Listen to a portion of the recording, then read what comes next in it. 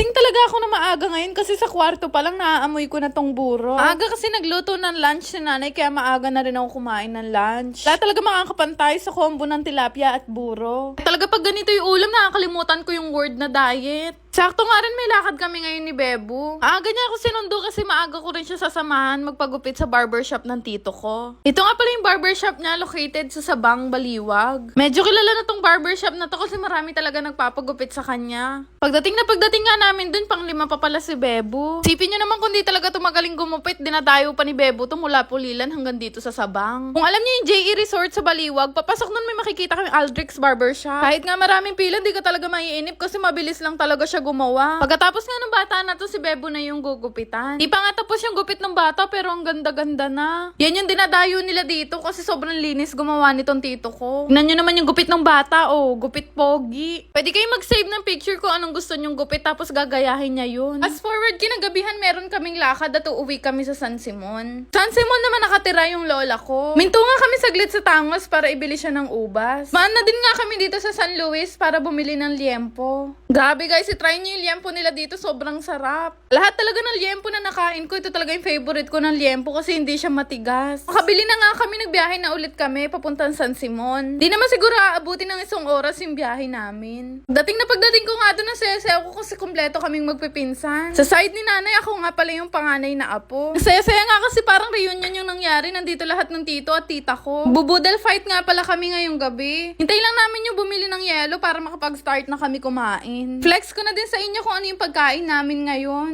Sobrang favorite ko din tong inihaw na hito. Di pa nag-uumpisa inatdas na ni Tito Aldrich yung sili ng sausawan niya. Dahil sa tagal na mga bumili ng yelo, hindi niya na nantiis, sumubo na siya. Nagugutom na nga din kaming lahat. Kinuha pa nga nila yung pastilan namin sa bahay para gawin topping sa taas ng kanin. Ito yung pinadala nila sa akin noon. Sayang lang hindi ko nalaman kung sino yung nagpadala. Maya-maya din naman nag-start na kami kumain. Pinakagusto ko talaga itong nangyayari sa aming buong pamilya. Sarap kasi talaga kumain kapag salo-salo at sabay-sabay kayo. Dalang lang din kasi yung mga ganitong pagkakataon dahil layo-layo yung mga bahay namin. Ilang minuto pa nga lang yung nakakalipas, malinis na agad yung dahon ng saging. Pero pinakamalinis na part talaga yung kay Tito Aldrix. Na-wash out talaga yung maraming pagkain kanina dyan. Yung mga inihaw na ito nga, puro ulo na lang yung natira. Sa budal fight talaga kung sino talaga yung matira, yun talaga yung pinakapanalo. Pero parang may nanalo na kasi siya na lang mag-isay kumakain. Kailan naman patapos na siya, tsaka pa naman siya natinik. Buti naman talaga merong suwi na bata dito kaya nagpahilot siya kay April. Tawang-tawa kami lahat kasi naman ayaw magtira para sa pusa. Sobrang sarap kasama nitong tito ko, napaka-komedyante talaga.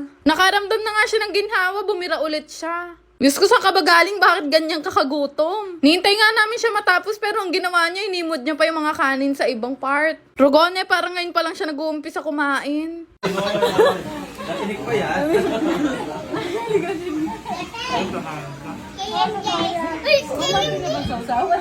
After siguro ng mga ilang oras natapos na din siya kumain. Maya-maya din naman nagkaayaan na kami umuwi dahil paggabi na rin talaga. Busog na busog din talaga to sa H2 kahit hindi nakamasid. Siyempre kasama din namin uuwi sa Angeline Mapagmahal. Maya-maya nga lumabas na din yung grand winner. Panalong-panalo talaga kasi nakuha pa niya mag-Sharon. 10 minutes away lang naman yung bahay ng lolo ko sa bahay namin. Akto nga no, pauwi na kami tsaka naman lumakas yung ulan. Share ko lang pala sa inyo tong tour game dahil marami nagchat-chat sa akin. Bago nga kayo makapaglaro, kakailanganin nyo muna mag-cash in. Dutin nyo lang kung magkano yung kaya nyong i-cash in. Kagaya niya, nag-cash in lang ako ng 500 pesos. Ano lang kadali mag-cash in dito sa tour game at pwedeng-pwede na kayong maglaro. Sobrang dami mong pwedeng pagpiliang laro dito pero madalas ko talagang laruin itong fishing. Amaze na amaze kasi ako kung gaano kadali manalo dito sa laro na to. Gaya lang yun nung nasa mall sa mga arcade game. Babaril ka lang naman ng babaril at hihintayin mong sumabog. Makikita nyo naman guys yung earning ko sa baba. Kita nyo naman wala pang ilang minuto, 1,000 na agad yung pera ko. Kailangan nyo lang talagang timingin yung mga isda na babarilin nyo.